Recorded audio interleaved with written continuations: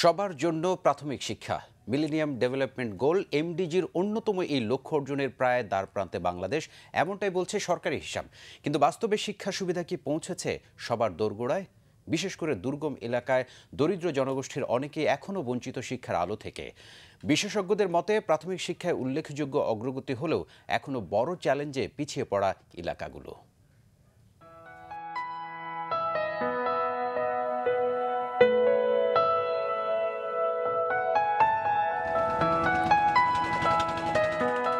সিলেটের গোয়াইনঘাট উপজেলার সীমান্ত ঘেঁষা জাফলং।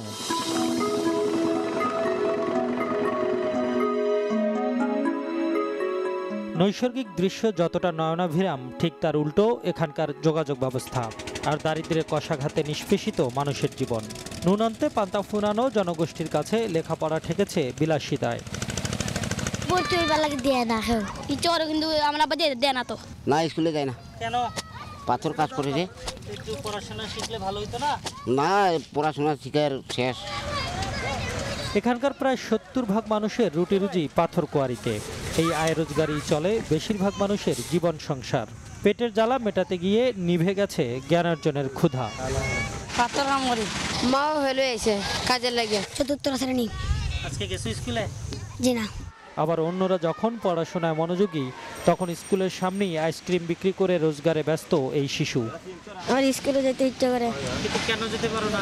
টাকা পয়সার অভাবে। তবু সব বাধা পেছনে ফেলে এগিয়ে যেতে চাইলেও সুযোগ দেয় না আশপাশের পরিবেশ।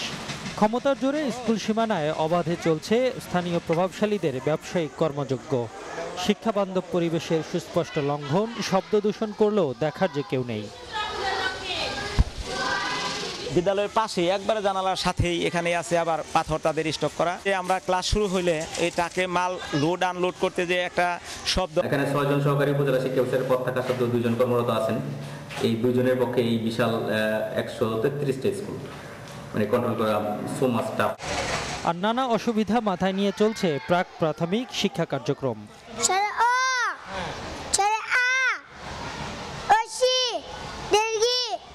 যদিও বিগত বছরগুলোতে উল্লেখযোগ্য সংখ্যক বেড়েছে প্রাক ও প্রাথমিকে ভর্তি। এমডিজিটা অনেকগুলি আমরা পূরণ করতে পেরেছি। যেটা আমরা শুধু একটু পিছিয়ে আছে সেটা হলো যে কোয়ালিটিটা, যেটা বলা হয় যে মানসম্মত শিক্ষা, তো সেটা আমাদের সময় লাগবে। বিভিন্ন চিন্তা ভাবনা চলছে যে কিভাবে সেখানে আমরা অ্যাড্রেস করতে পারি।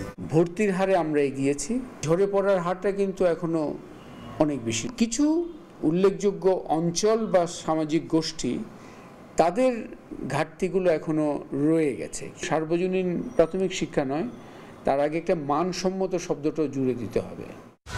শতভাগ সফলতা পেতে প্রত্যন্ত এলাকায় বিশেষ নজর দেওয়ার পরামর্শ সংশ্লিষ্টদের। শিক্ষাকে বাংলাদেশের সংবিধানে মৌলিক অধিকার হিসেবে স্বীকৃতি দেওয়া হয়েছে, কিন্তু সিলেটের এই দুর্গম এলাকায় মূলত দারিদ্র্যের কারণেই শিক্ষার আলো থেকে বঞ্চিত এসব শিশুরা। একটু সরকারি পৃষ্ঠপোষকতাই হয়তো বদলে দিতে পারে তাদের জীবনধারা। রহমান সবুজ, বাংলা ভিশন, জাফলং, সিলেট।